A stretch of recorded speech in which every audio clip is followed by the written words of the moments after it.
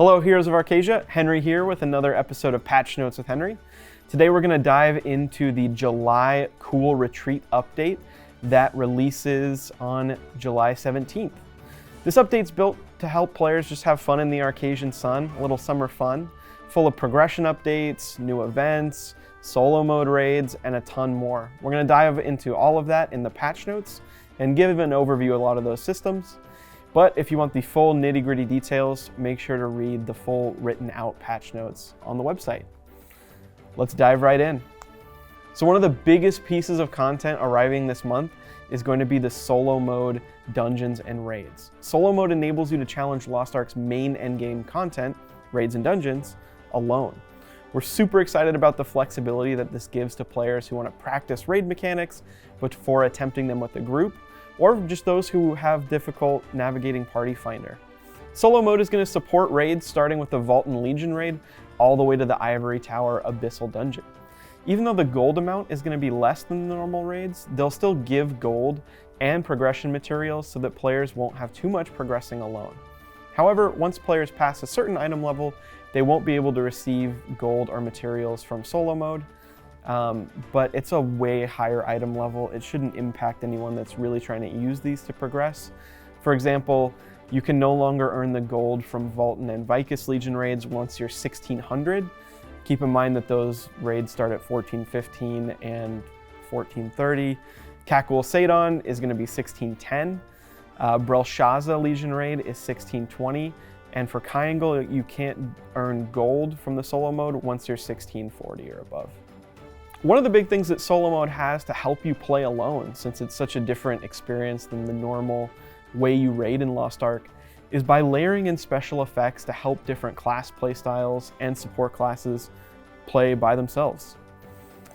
Solo mode is going to be categorized as endgame content, and it shares the number of gold rewards and the number of free additional rewards for endgame content. It also shares the number of entries and gateway progress.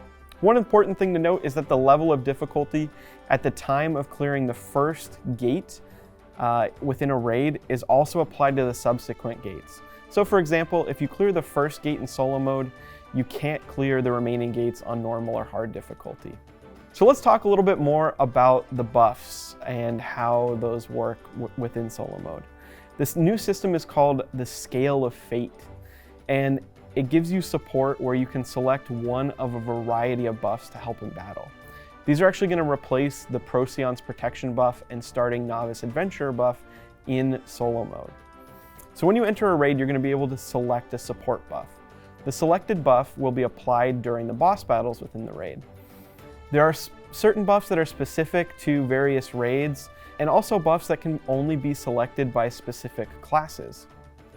A separate support buff is applied when selecting the This Is Me buff, which drops a character right into the raid with no buff if you really want to go in and have a more challenging experience. You can enter solo mode without selecting a support buff and are able to change the selected buff via a change button that's up at the top left of the game screen. However, once the boss battle starts, the support buff cannot be changed. Once you defeat the boss though, you can change buffs in the next combat zone and battle station before heading into the next boss battle or the next gate.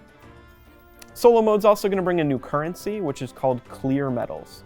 Regardless of the difficulty level, you can receive a Clear Medal when you clear the content that comes with the solo mode.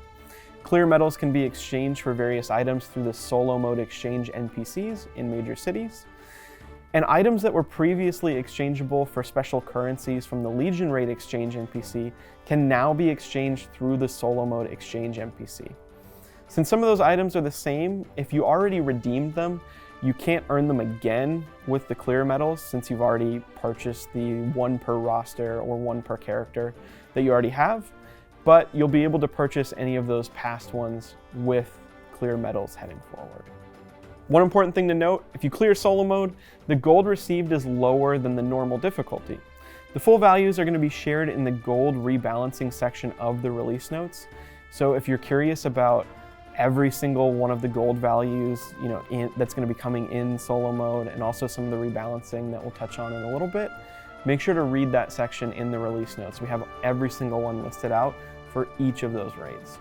However, the other rewards received are equal to those received in normal mode. So you'll get the same amount of honing materials, gear crafting materials, gear upgrade materials that you would if you were just doing normal mode with a party and Party Finder. However, you cannot obtain honor rewards such as the Belshazzar horns or sidereal energies from the solo mode of the raids. And also, with the introduction of solo mode, we have removed the special difficulties for certain Legion raids that we had before, because solo modes serve that same purpose of kind of allowing players to practice the raid, but now layer in the ability to earn those progression materials and earn gold. So they should just be a better learning experience for anyone that wants to check out those raids. So that's our overview on solo mode raids. We're super excited for the opportunities that this brings for players to learn the raids and also just play Lost Ark in kind of their own way and at their own pace. I think it's a really cool experience that Lost Ark didn't really have before, being able to do these really cool endgame pieces of content alone can, help attract a whole new type of player, or, just relieve some of the stress of raiding on lower alts that might have had a hard time finding a group in Party Finder. I'm super excited to do these on some characters that I haven't played in a while. Just hop in, get a feel for the class again, and get some practice in. All right, up next, let's talk about events. We have an absolute ton of events arriving in the Cool Retreat update. There's a ton coming, but it also heralds the end of a previous batch of progression events with the previous Super Mokoko Express, extra end content clear reward event, honing event mission, endgame acceleration mission, and Chaos Assault all drawing to a close. But it brings in a new wave of events for players to ease the grind this summer as we head towards Tier 4. While we previously announced that there would be a progression event to help endgame players, we decided to release a new event Powerpass and updated Super Mokoko Express event to help new or returning players prepare for Tier 4, or engage players to add a new class to their roster or boost a current alternate character. I'm super excited for this one. Just made a Reaper so that I can try that out finally. Fun interactive class that I've been wanting to try out for a while, but with the previous events, I had to make a Breaker and Soul Eater. So with no new class, I'm excited to check one out that I've always wanted to, and we're excited for this opportunity for new and returning players alike. So first up, I just wanted to share that we're also going to be getting a Voldis event Powerpass. This is going to drop players off in Voldis at item level 1520. Powerpasses can be claimed and used until September 25th, at which point it will expire if the Powerpass has not been used. We also were able to revamp the event Powerpass delivery process. Players now receive event Powerpasses in the server selection screen and can use the Powerpass when creating a new character. Requirement information to receive the event Powerpass is also provided at the Powerpass selection menu.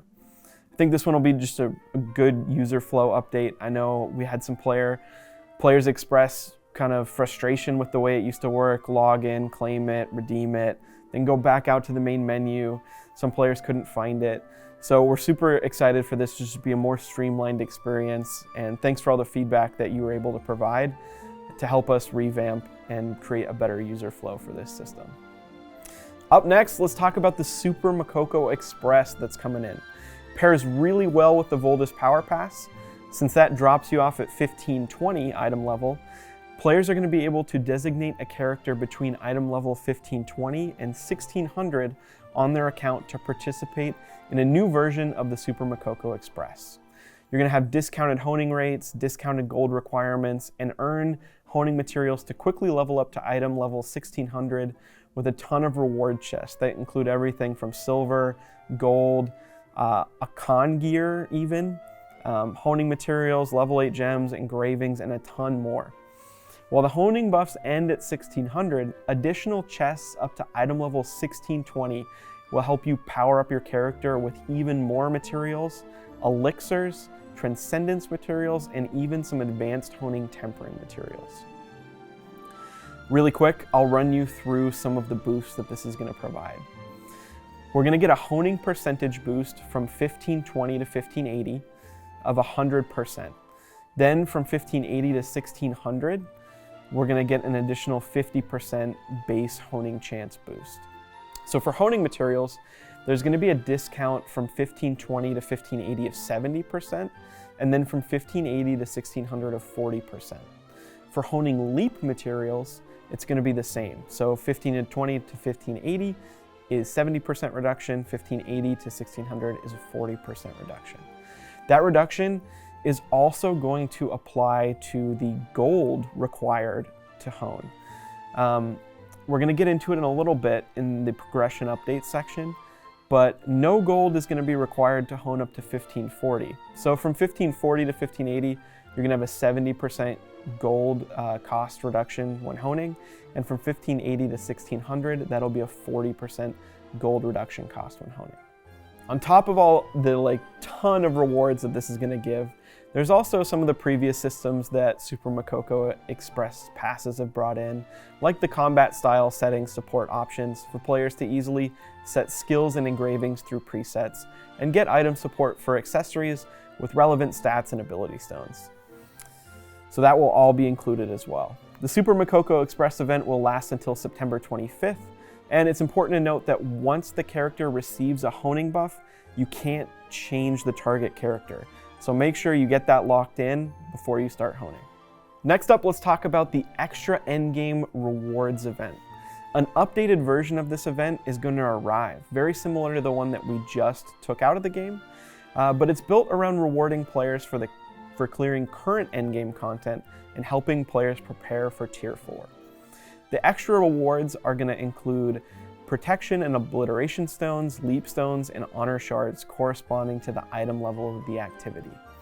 The extra rewards are going to be granted when clearing the following activities: Triangle Abyssal Dungeon Gate 3, hard mode only, Akan Legion Raid Gate 3 for both normal and hard mode, Ivory Tower Abyssal Dungeon Gate 3, both normal and hard mode, Thamine Legion Raid Gate 3, normal and hard mode, and the Echidna Kazaros Raid Gate 2, both normal and hard mode.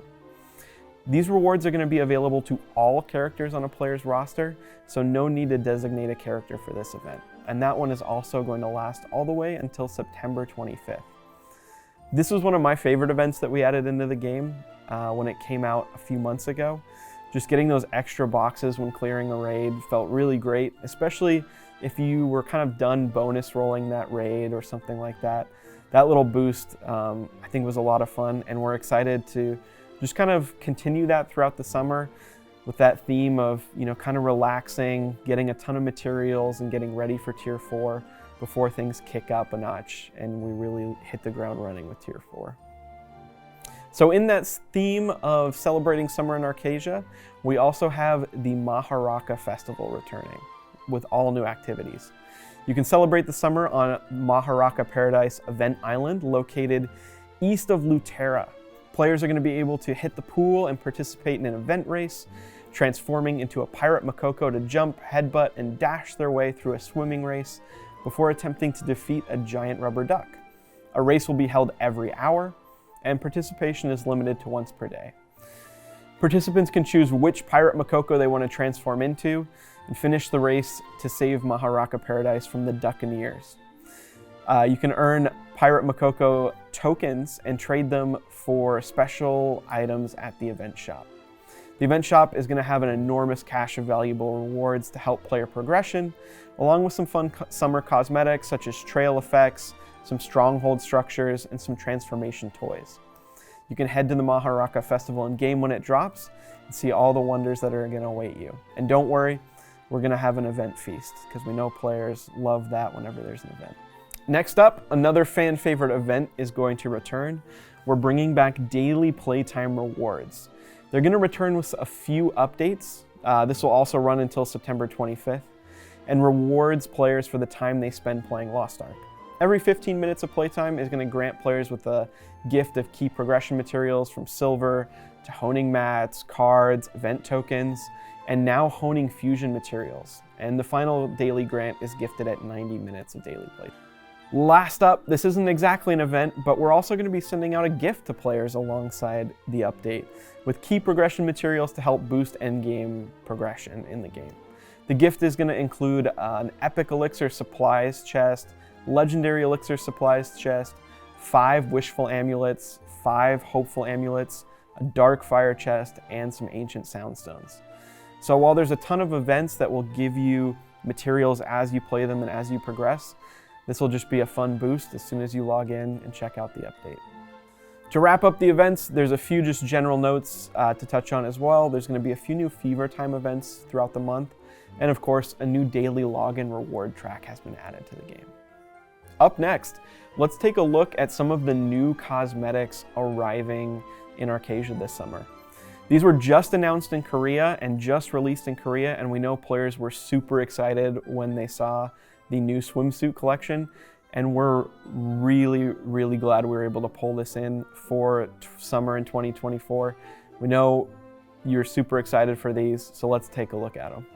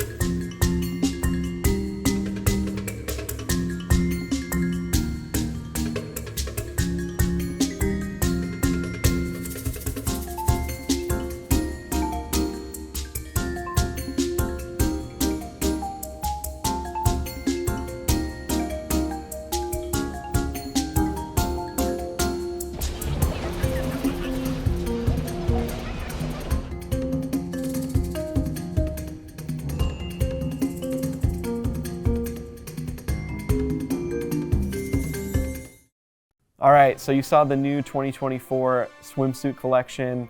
The pet, mount, and wallpaper I think are all awesome. Definitely gonna be picking up that collection for a few characters on my roster. Up next, let's talk about the huge batch of progression updates that are arriving along solo mode raids to improve the experience of leveling and progressing through Lost Ark's extensive endgame for both new and active players alike. All right, first up, Tier 3 engraving support is going to arrive in this update.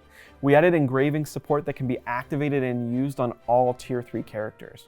This system is going to provide players at item level 1250 or higher with the ability to use 5 engravings at level 3. Once a character is at that 1250 item level or higher, the system will appear in the bar next to the minimap within the in-game UI/HUD. When activated, the engraving support will replace the engraving effects assigned to your accessories and ability stone. Engraving support can be disabled if you feel that the effects on your accessory and ability stone is already better.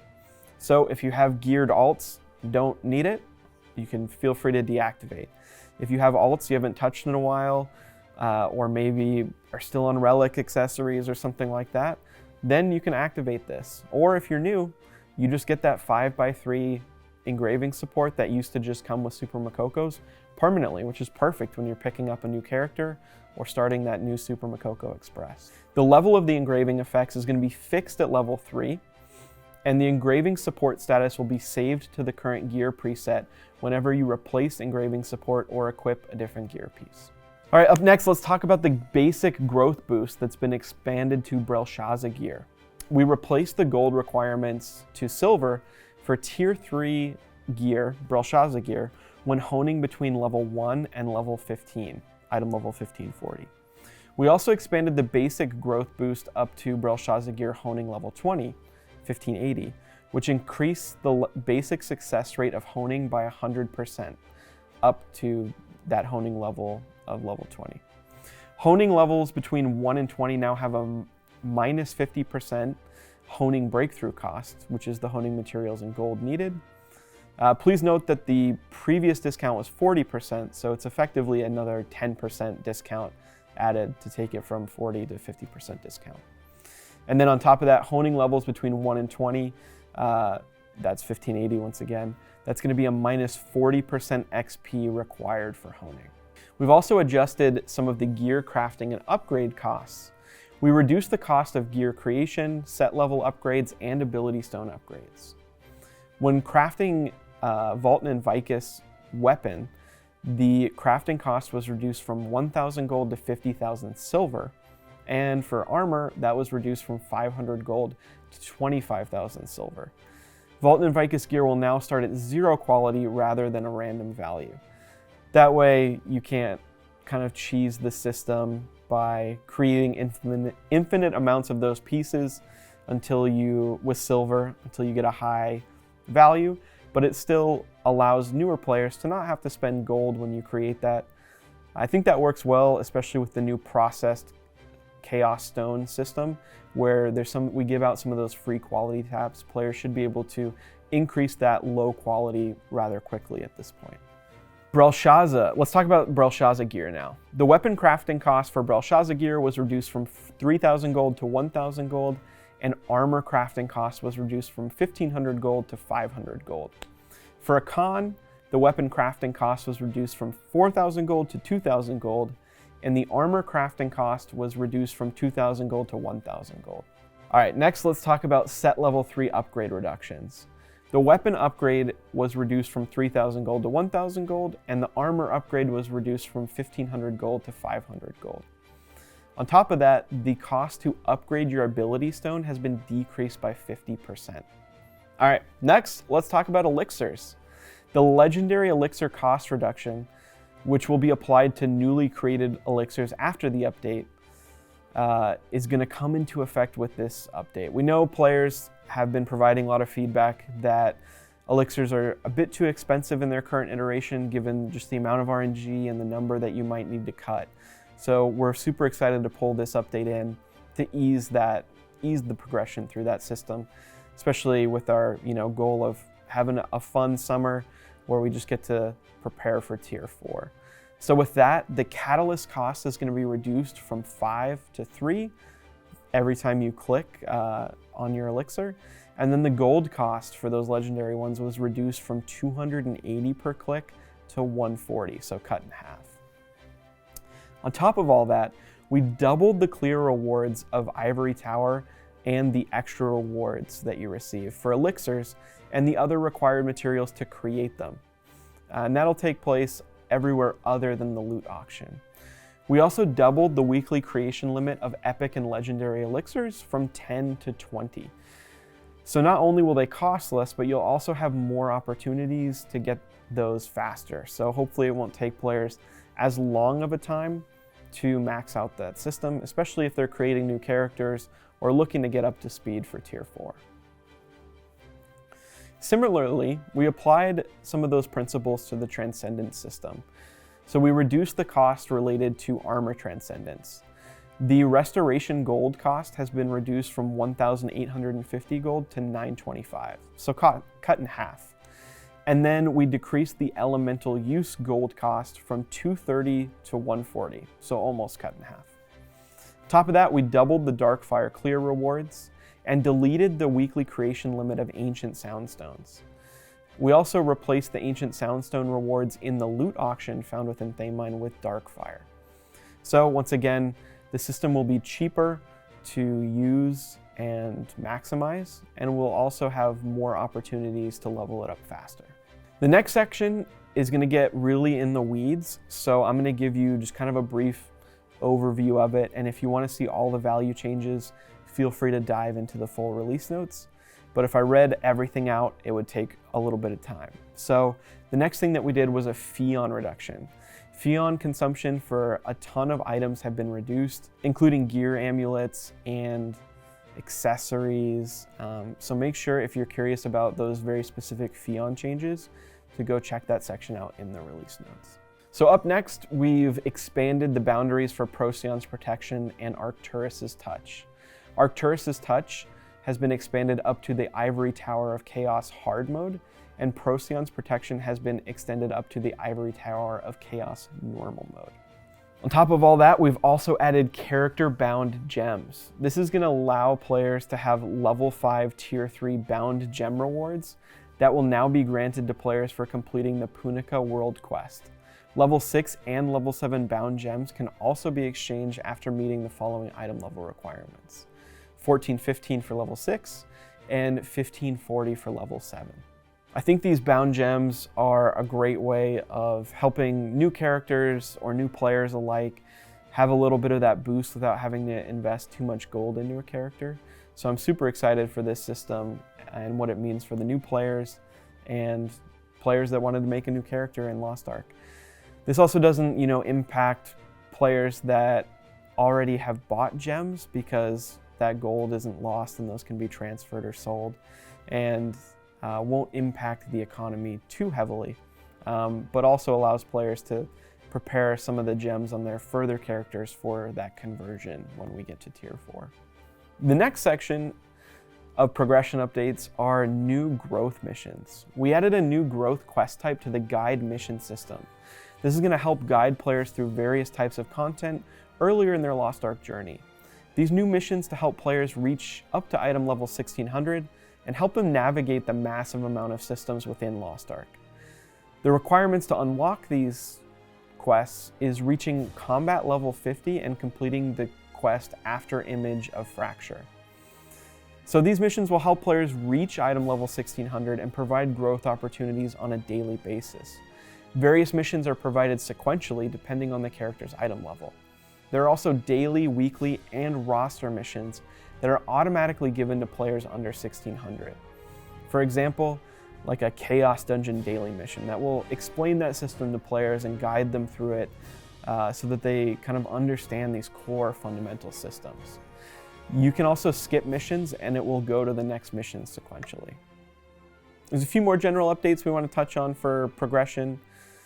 We increased the number of materials granted in the initial clear boxes for tier 1 and 2 Guardian raids. Gold rewards have been removed from Fate Embers below the South Vern Void 2 stage. And we added a new Stronghold research, tier 3 required XP for honing, level 4. Also, the Mokoko challenge has been removed. New progression adjustments and events will replace those quests, like a ton of the other systems that we just talked through. All right, let's talk about raid gold changes. With the removed and reduced early gold costs, the gold rewards have been rebalanced, with gold being reduced from some earlier activities, but increased for a con. Overall, Ivory Tower gold will stay the same despite Gate 3 being removed to help player progression toward tier 4 and through other endgame systems like elixirs, transcendence, advanced honing, etc. The gold values and extra reward costs have been updated for a ton of raids. There's a huge chart in the full release notes with all of those listed out for raids starting with Argos, going all the way through Ivory Tower. So if you're curious about what those have been updated to, feel free to find that chunk of the release notes and read through all the updates there. But it would take me quite a bit to read through it since it is every single one of those raids. That is also where the gold values for solo mode can be found. So if you're curious, highly recommend going to check that out. Up next, we have the Echidna Epilogue. You can experience a new story in the Lingering Red Scent Echidna After Story quest, which can be acquired from the NPC Luteran Messenger in Elmead. There are 2 prerequisites before receiving the quest: completing the Crimson Red Floral Scent of Temptation quest, and defeating Covetous Master Echidna in either normal or hard mode. Should be a fun way of tying the bow on Echidna while still progressing through some of those re-clears as you work to do some advanced honing before tier 4. And speaking of Echidna, we're also adding in the Echidna Community Art Contest winners as loading screens into the July update. So this will let people kind of celebrate the community's ongoing battle against the Covetous Master Echidna. Let's take a look at the 3 winners now.